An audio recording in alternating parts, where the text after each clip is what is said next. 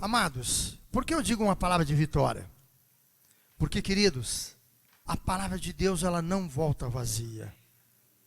Ela gera salvação, libertação, curas, milagres, maravilhas, porque é uma palavra que provém da boca de Deus para a glória do Senhor Jesus, amém? Estenda as suas mãos aqui em direção ao nosso querido pastor.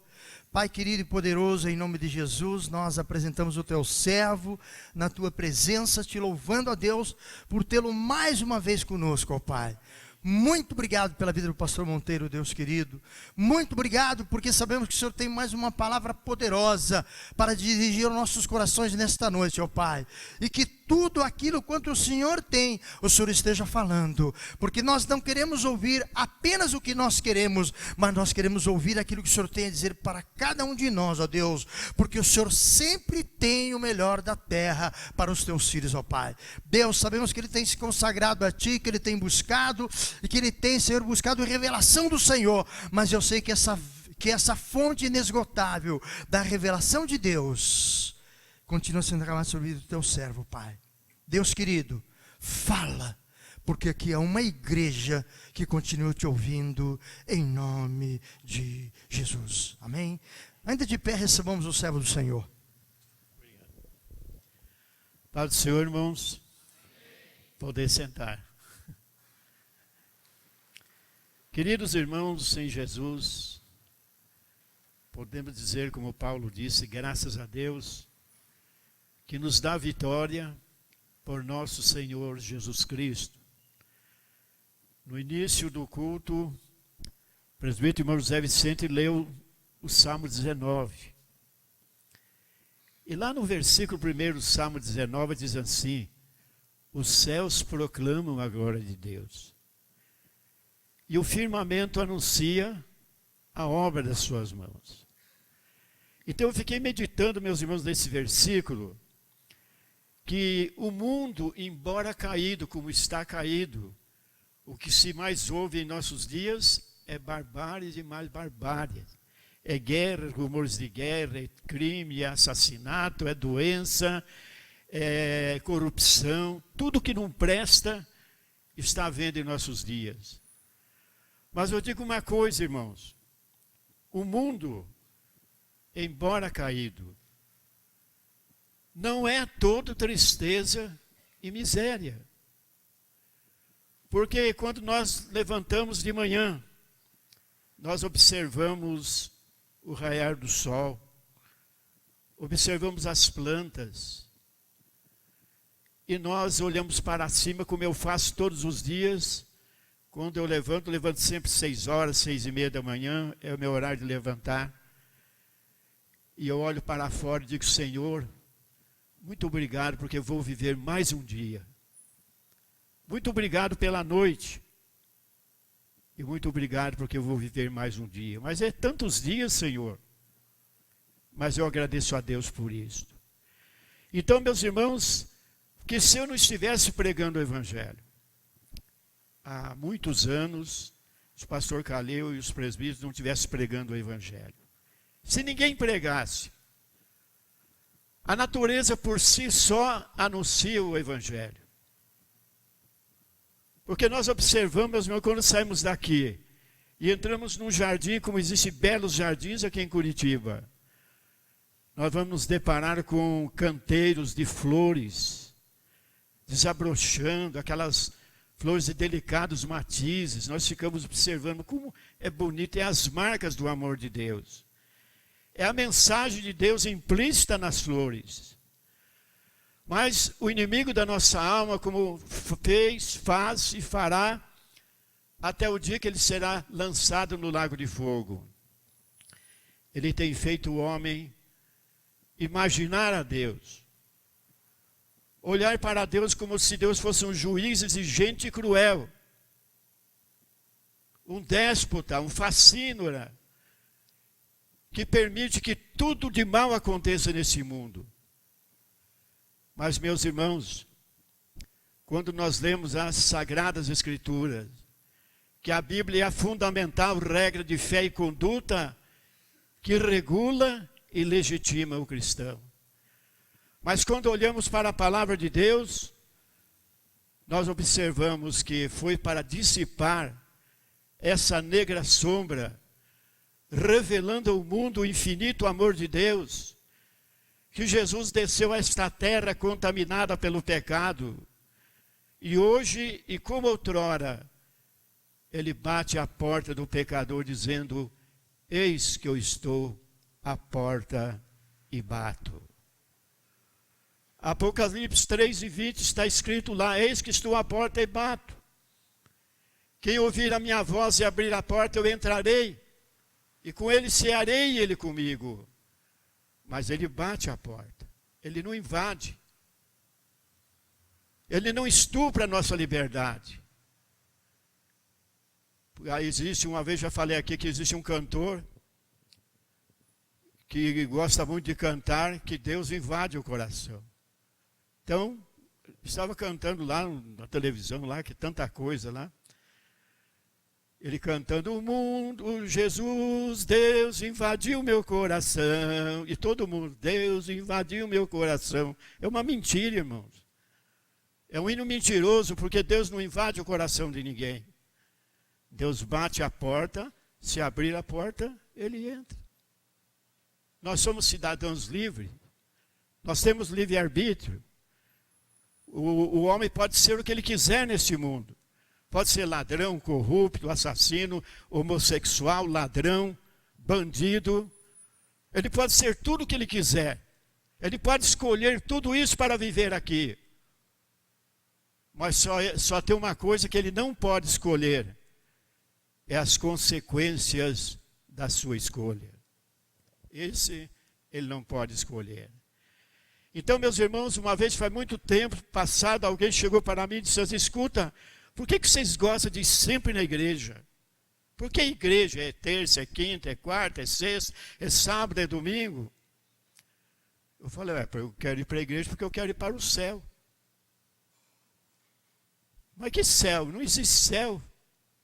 Você acha que não existe? Não, não existe céu. O céu é um mito. Interessante, irmãos. Como o mundo está cheio destas coisas. E um pouco da falha está em quem? Está em nós. Mas por que está em nós? Porque nós deixamos de dar testemunho de filhos de Deus. Na carta aos Hebreus, no capítulo 12, está escrito assim: nós, porém, que estamos rodeados de uma tão grande nuvem de testemunhas, deixemos todo o embaraço e o pecado que tão de perto nos rodeia, e corramos com paciência para a carreira que nos está proposta, olhando para Jesus Cristo, o autor e consumador da fé. Então, meus queridos irmãos, eu disse assim: nós vamos para a igreja porque queremos ir para o céu. Mas o que é céu? O povo fala muito no céu. Às vezes você está assistindo a televisão, o sujeito está com aquela boca corrupta de falar besteira, contar piada. Às vezes ele brinca, levanta assim: mas o velhinho lá do céu está me esperando. E todo mundo aplaude. Uma blasfêmia, uma falta de respeito, usar o nome de Deus. Mas então eu respondi para essa pessoa: olha, o céu não é um mito. O céu não é uma farsa. O céu não é uma invenção. Para nós, os filhos de Deus, o céu é a casa do Pai. O céu é a casa do Pai. Porque, meus irmãos, Jesus disse isso no capítulo 14 de São João, e verso 3. Na casa de meu Pai há muitas moradas. Lá é o céu. No capítulo 23 de São Lucas, e verso 43, lá está escrito, meus irmãos, que o céu também é o paraíso. Jesus, quando estava morrendo na cruz do Calvário, um ladrão que blasfemava, o outro não, dizia assim: lembra-te de mim, Senhor, quando entrares no teu reino. Ele disse: hoje mesmo estarás comigo no paraíso. Paraíso de Deus, irmãos, é o céu. No capítulo 16 de São Lucas também está o paraíso, está o céu, está a casa de Deus, está o seio de Abraão, naquela parábola do rico e de Lázaro. Quando o rico morreu e foi para o inferno, mas não é porque ele era rico que ele foi para o inferno, porque ele tinha amor ao dinheiro, o dinheiro era Deus dele. Mas aquele pobre Lázaro foi para o seio de Abraão. Então o céu é o seio de Abraão. Capítulo 21 de Apocalipse está escrito também que aqueles que lavaram as suas vestiduras no sangue do Cordeiro vão ter direito aonde? A árvore da vida e entrar na cidade santa pelas portas. Também é o céu, é a cidade santa. No Salmo 46 e no versículo 4 está escrito: há um rio cujas correntes alegram a cidade de Deus. O santuário das moradas do Altíssimo, Deus está no meio dela. É a cidade santa, é o paraíso, é o santuário de Deus. Então, para nós, meus irmãos que acreditamos em Deus, o céu é isto aí. Lamentamos muitas pessoas não entenderem. Como já foi citado aqui, até mesmo o povo de Deus, Oséias 4 e 6. Este povo peca por falta de conhecimento. Então, meus amados irmãos, nesta noite eu quero falar com vocês sobre o capítulo 4, versículo 6 do livro de Filipenses. Filipos, cidade de Filipos, e a igreja dos filipenses, foi Paulo que fundou. E Paulo viveu um pouco daquela igreja. Agora este Paulo, ele está preso lá em Roma, algemado, está ali guardado por uma guarda pretoriana. E ele ainda tem força para escrever lá para a igreja de Filipos, para a sua igreja, no capítulo 4, versículo 6. Não estejais inquietos por coisa alguma. Antes as vossas petições sejam em tudo conhecidas diante de Deus, com oração, súplicas e ações de graças. Eu fico imaginando, meu irmão, muitas vezes nós sofremos algum ataque maligno, muitas vezes nós sofremos desaforo, muitas vezes nós somos até caluniados, e nós ficamos nervosos, bravos, porque acontece isto. Mas Paulo, meus irmãos, depois da sua conversão, foi o apóstolo que mais sofreu. Ele aceitou Jesus no caminho de Damasco, como narra o capítulo 9 de Atos dos Apóstolos. Um clarão dos céus, que o céu se abriu, aquele clarão, cegou os olhos de Paulo e Saulo de Tarso. Caiu. Ele estava perseguindo a igreja do Senhor. Jesus falou com ele: Saulo, Saulo, por que me persegues? Agora ele, de olhos cegos, olhou para cima e disse: Senhor, quem és tu? Jesus disse: eu sou Jesus a quem tu persegues. Duro é para ti, Paulo, recalcitrar contra os aguilhões. Naquele momento ele foi levado para Damasco. Ficou 3 dias cego e a Bíblia diz que orando. Interessante, irmãos. Foi logo no 3º dia, Paulo já estava orando. E Ananias, que foi lá colocar as mãos sobre ele, disse: mas Senhor, esse homem fez tanto mal à tua igreja. Mas Jesus disse: deixa Ananias. Eu lhe mostrarei quanto deve padecer pelo meu nome. E ele realmente padeceu. Converteu-se, depois teve que se exilar 12 anos lá em Tarso, na terra dele. Teve que sair pelo cesto, sair corrido de Damasco. Depois de 12 anos, alguém o chamou. Barnabé o chamou para ajudá-lo. Paulo iniciou seu ministério depois de 12 anos. Foi escorraçado de Jerusalém. Foi esbofeteado e foi surrado lá em Tessalônica. Sofreu açoites lá em Listra. Sofreu naufrágios, picada de serpente. Agora preso lá em Roma, aguardando a sua condenação, a sua decapitação. Ainda ele teve força de escrever aos filipenses, à sua igreja, dizendo assim: não estejais inquietos por coisa alguma. Antes as vossas petições sejam em tudo conhecidas diante de Deus, com oração e súplicas e ações de graça. Então, meus amados irmãos, o que está matando a igreja é a tal de ansiedade. Nós somos ansiosos, meus irmãos. Mas o que é isto, ansiosidade? Isso significa, meus irmãos, sufoco. Ansiedade quer dizer estrangulamento da alma. Sufoco, em outras palavras, uma miséria, uma desgraça na vida do crente. Mas, meus queridos irmãos, desta noite, mas é uma doença que uns falam assim, é a doença do século. Mas para mim ela não é do século, é 2 séculos. E desde que existiu o homem, existe ansiedade. Nós temos uma passagem lá no capítulo 15 de Gênesis, do nosso pai Abraão. Abraão era um homem de fé, é nosso pai na fé. É um homem que Deus o chamou lá da terra dos caldeus, lá da antiga Babilônia. Chamou lá de Ur dos caldeus e disse para ele que saísse da sua terra, no meio da sua parentela, e fosse para uma terra que ele haveria de mostrar. E vocês conhecem a história que Abraão não hesitou em obedecer à ordem divina.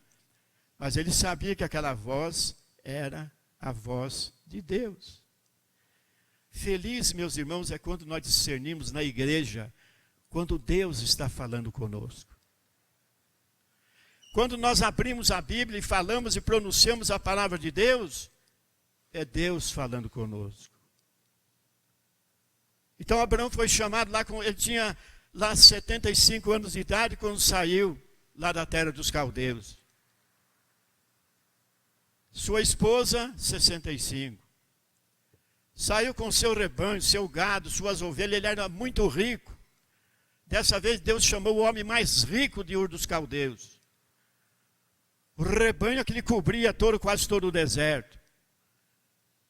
E ele largou os seus negócios com que ele estava acostumado. Ele abandonou todos aqueles prazeres que ele desfrutava na terra dos caldeus. Ele deixa os seus amigos lá na terra dos caldeus, na bela Babilônia, e vai para um lugar que ele não conhecia. E Deus lhe fez muitas promessas. Lá no capítulo 12 de Gênesis, quando Deus o chama, Deus diz assim: saia da tua terra e do meio da tua parentela, e vá para uma terra que eu te mostrarei. Eu te abençoarei aqueles que te abençoarem, e amaldiçoarei aqueles que o amaldiçoarem. Em ti serão benditas todas as famílias da terra. Então Abraão ouviu a voz de Deus e aguardou então esta promessa maravilhosa. Mas os anos foram se passando. Ele estava com 75, mas passou-se 10 anos, ele já estava com 85 anos. E agora ele olhou para si mesmo: puxa, eu estou com 85 anos. Já estou para morrer mesmo, já estou velho demais.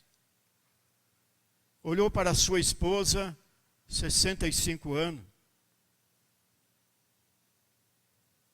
Agora 75 e ele com 85. Então, ele ficou pensativo: mas eu sou muito rico. É o perigo, irmãos, quando nós colocamos o coração nos bens, no dinheiro e na posição social também.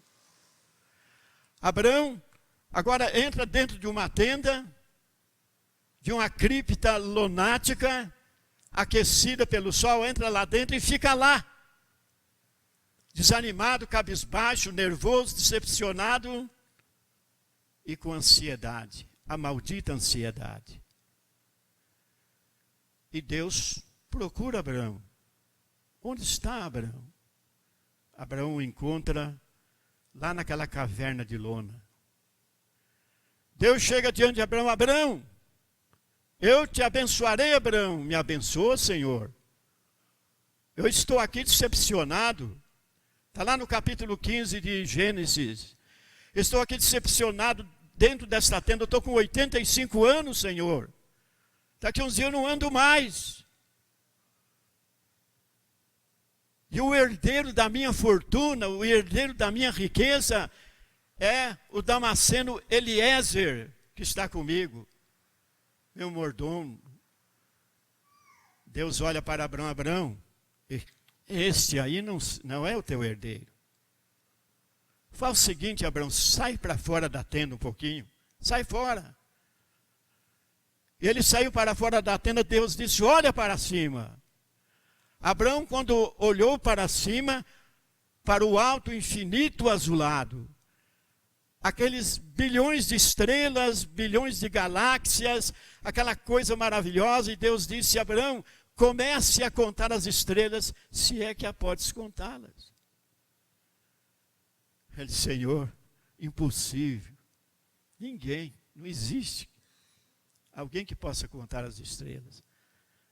Deus disse: então, Abraão, isto aqui, assim será a tua descendência. São incontáveis. Assim será a tua descendência, Abraão. Mas não o Eliezer que está dentro da sua tenda. Porque o herdeiro seu sairá das suas entranhas. Ele será o teu herdeiro. Abraão, naquele momento, ele creu em Deus, irmãos. Lá diz isso no verso 5. Abraão creu em Deus e isso lhe foi imputado como justiça.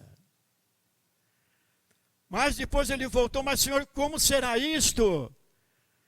Deus disse: Abraão, eu vou dizer uma coisa para você. Pegue 2 rolas, 2 novilhas, 2 carneiros e faça um sacrifício. Abraão fez aquele sacrifício, cortou pelo meio as ovelhas, a novilha, o pombinho não, e ficou ali, e estava lá, quase dorme, não dorme, estava escurecendo. Os animais, os abutres vinham para comer aquelas carnes, ele chotava, até que ele adormeceu, e nesse momento passou um fogo no meio dele. Ele acordou. Deus disse: Abraão, a tua descendência, ela será escravizada por 400 anos. E depois de 400 anos, elas sairão para a terra que eu prometo a eles. Mas você, Abraão, você vai morrer bem velhinho. Eu vou te acrescentar muitos anos de vida. Para encurtar a história, meus irmãos, Abraão estava com 85 anos, Deus acrescentou mais 90 anos na sua vida. Um velho que pensou que ia morrer ali, Deus dá mais 90 anos para ele viver. Sara morreu aos 120 anos. Abraão casou novamente aos 140 anos. E morreu com 175 anos. Isso, meus irmãos, é a promessa para aquele que deixa esta ansiedade maldita que nos atrapalha de servir a Deus. Que invade o nosso coração. Quando nós ouvimos nesta noite aqui, quando o obreiro falava das ofertas, que devemos ser fiéis a Deus. Mas na palavra de Deus, irmãos, a única regra de fé, em Jeremias capítulo 48, versículo 10, está escrito assim: maldito todo aquele que faz relaxadamente a obra de Deus. É uma palavra difícil, mas é a verdade, irmãos. Tem crente que é relaxado dentro da casa de Deus. Tem crente que é relaxado para vir à igreja. Tem crente que é relaxado para obedecer. E a Bíblia está dizendo assim: maldito todo aquele que faz relaxadamente a obra de Deus. Isto, meus irmãos, é a ansiedade que traz no coração do crente. O que o crente quer receber alguma coisa, não recebe. Ele pensa que Deus é a título de magia, ele só pede, Deus faz uma mágica, ele já recebe. Caleb recebeu uma promessa de Moisés, de Deus, que ele haveria de possuir uma terra, que ele ia ser dono de uma terra. E ele recebeu esta promessa quando estava com 40 anos de idade. Ele só veio receber quando estava com 85. Quando Josué repartiu a terra de Canaã. Ainda deu para Caleb. Caleb herdou então a terra de Hebron, uma terra de gigantes, de animais ferozes. Mas quando ele herdou aquela terra, ele não blasfemou, puxa, mas vou herdar uma terra dessa aqui. Mas ele disse ao contrário, bendito seja o Senhor, que eu estou muito mais forte do que quando eu saí do Egito com 40 anos de idade, aos 85 anos. É porque nós deixamos a ansiedade, irmãos. Essa ansiedade que nós temos que receber, não recebemos, isso está em nós. Nós não somos, meus irmãos, nós não esperamos no Senhor. Quando o salmista diz, espera pois no Senhor, anima-te e Ele fortalecerá o teu coração. Se você tem desejo de receber a bênção de Deus, então você deixa essa ansiedade. Lá Paulo diz assim, não estejais inquietos por coisa alguma. Antes as vossas petições sejam em tudo conhecidas diante de Deus. Com oração, com súplica e ações de graça. Paulo, meus irmãos, fundou a igreja lá com o Tito, que era o seu filho na fé. Eram os cretenses. Ele fundou uma igreja lá em Creta. E sabe o que aconteceu com aquela igreja? Os crentes se acostumaram tanto com as mensagens que ficaram todos mentirosos. Uma igreja de mentirosos. Mas pode uma coisa dessa, irmãos? Paulo mandou Tito tomar conta daquela igreja dos cretenses, e Paulo escreveu no capítulo 1, versículo 12 da carta a Tito, dizendo assim, cuida dessa igreja, porque aqui são crentes todos mentirosos, são bestas ruins, são glutões, são ansiosos. Deus não permite isto, meu, que a igreja caminhe por este caminho, não. Porque em Provérbios capítulo 14, versículo 12, está escrito assim, há caminho que ao homem parece direito, mas o fim dele são os caminhos da morte. Mas o caminho de Deus é perfeito, irmãos. Paulo, preso lá em Roma, ele teve força de escrever também a carta aos Gálatas. No capítulo 2, versículo 20 de Gálatas, Paulo diz assim, eu estou crucificado com Cristo. A vida que agora vivo na carne, vivo na fé do Filho de Deus. Paulo, meus irmãos, pôde escrever para a igreja de Roma, no capítulo 3, versículo 3 de Coríntios. Paulo diz assim, vocês são carnais, igreja de Coríntio. Mas lá no capítulo 5, versículo 17 da segunda carta de Paulo aos Coríntios, ele diz àquela igreja assim, se alguém está em Cristo. Ele não diz que está todo mundo em Cristo. Se alguém aqui está em Cristo, nova criatura é. As coisas velhas já se passaram. Eis que tudo se fez novo. Que coisas velhas é esta que Paulo escreveu à igreja de Corinto? As coisas velhas já se passaram, irmão. Aquele pecado que nós cometíamos na incredulidade já passou. Aqueles adultérios camuflados que acontecia conosco não acontece mais. Aquela corrupção que nós estávamos acostumados a nos corromper, não acontece mais. Aquela mentira que nós estamos acostumados a contar mentira, não se conta mais. Aquela discriminação que nós usamos para com o nosso irmão, para com o nosso inimigo ou amigo, já passou. Eis que tudo se fez novo. Mas, irmãos, nós temos uma felicidade tão grande que Deus, Ele não desiste de nós. Quando Ele nos chama, nós somos chamados, vocês estão aqui porque vocês foram chamados por Deus. E no início do ministério de Jesus, Ele primeiro chamou 12, Pedro, Tiago e João, Natanael, Lucas, chamou Judas, e Judas Iscariote também, chamou André, chamou Mateus. E Jesus depositou confiança naqueles 12. E eles estavam acompanhando Jesus. Jesus disse, eu vos farei pescadores de homens. E eles já estavam ali, onde Jesus, eles iam também. Não passava fome, porque na hora da fome Jesus multiplicava os pães.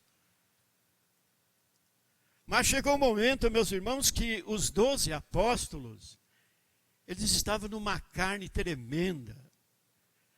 Eles estavam quietos, arrazoando em seus corações, quanto o viver ao lado de Jesus. Lá no capítulo 14 de São João, Jesus diz isto. Jesus chega para eles, olha para os 12 e diz assim: não se turbe o vosso coração. Não se turbe o vosso coração, Pedro, Tiago e João, Natanael. Não se turbe o vosso coração, credes em Deus. Eles não estavam crendo em Deus. Jesus disse: credes em Deus. Credes também em mim. Está vendo? Credes em Deus e credes também em mim. Porque na casa de meu pai há muitas moradas. Se não fosse assim, eu vou-lhe teria dito. Mas eu vou preparar-vos lugar. E quando eu for preparar lugar, eu virei e vos levarei para mim mesmo. E levantou alguém, chamado Tomé, de Senhor, para onde que o Senhor vai? Jesus disse que ele era o caminho. Eu sou o caminho, a verdade e a vida. E Tomé levantou-se lá dos 12, irmão, ele estava seguindo a Jesus, mas Senhor, caminho, nós não sabemos para onde tu vais, como podemos saber o caminho? É a resposta do discípulo. Nós não sabemos, Jesus, para onde você vai, como vamos saber o caminho? Mas Jesus disse: eu sou o caminho, a verdade e a vida.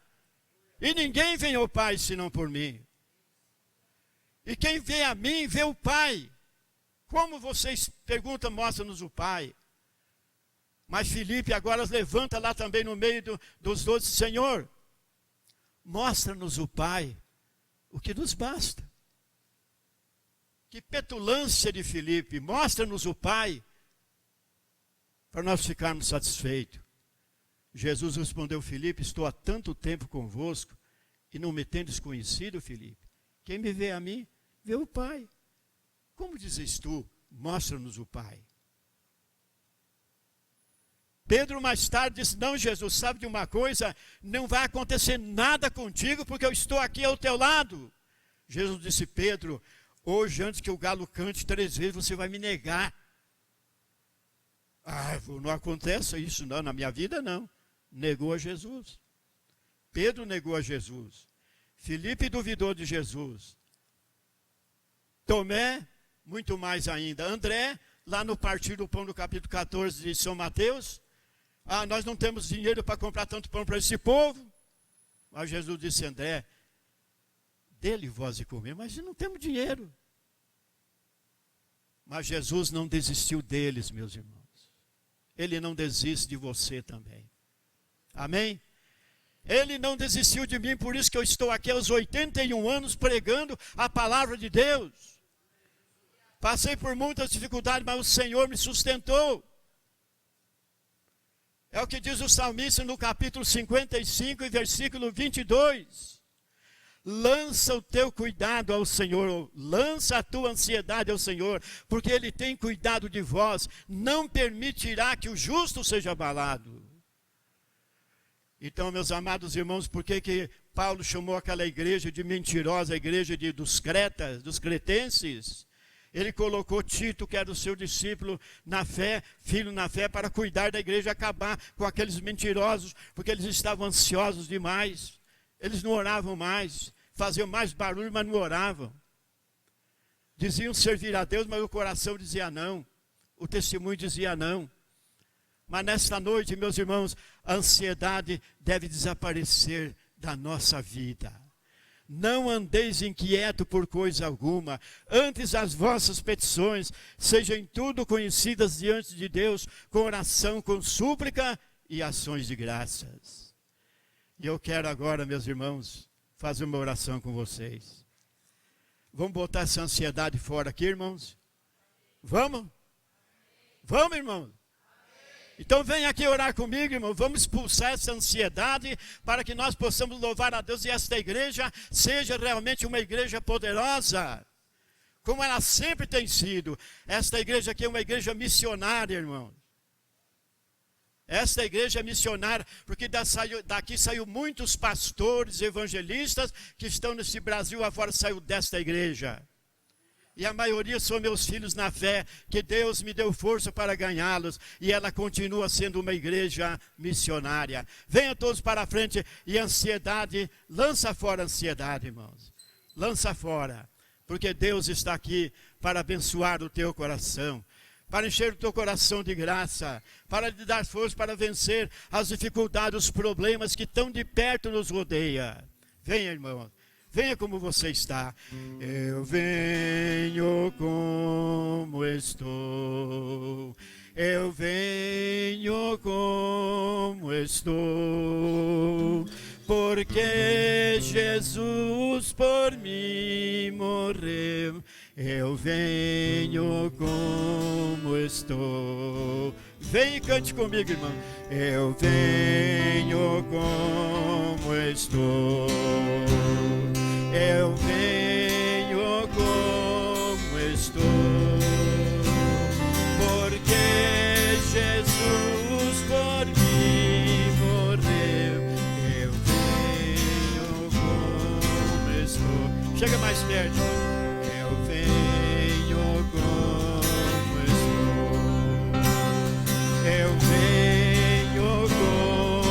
estou, porque Jesus por mim morreu. Eu venho como estou. Feche os seus olhos agora, irmão, e ore comigo. Diga: Senhor é a minha luz, a minha salvação. A quem temerei? Senhor é a força da minha vida. De quem me recearei? Quando os adversários, os meus inimigos, se levantaram para comerem as minhas carnes, tropeçaram e caíram. Senhor, uma coisa eu peço: que eu possa morar na tua casa todos os dias da minha vida, para contemplar a tua formosura e aprender no teu templo. Maravilhoso Deus, toma-me nas tuas mãos, Senhor. Ajuda-me, dissipa, ó Deus, da minha vida esta ansiedade maligna que está atrapalhando a minha vida espiritual. Que eu não enfraqueça, Senhor, mas que eu me fortaleça na tua graça e no teu amor, porque tu és bom, porque a tua misericórdia dura para sempre. Aleluia. Levante as mãos para os céus agora. Maravilhoso e eterno Pai, eu peço neste momento a bênção em favor desta igreja, Senhor, em favor dos teus filhos aqui presentes, receber a tua palavra e a oração da fé.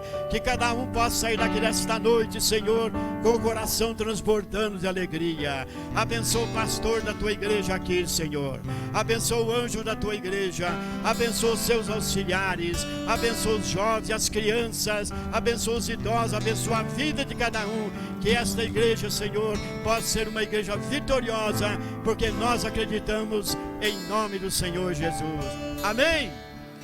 Diga comigo agora: Senhor, o preço do resgate eu não tenho, mas a tua cruz, eu prostrado, eu me sustenho. Dê uma salva de palmas para Jesus agora. Aleluia, aleluia.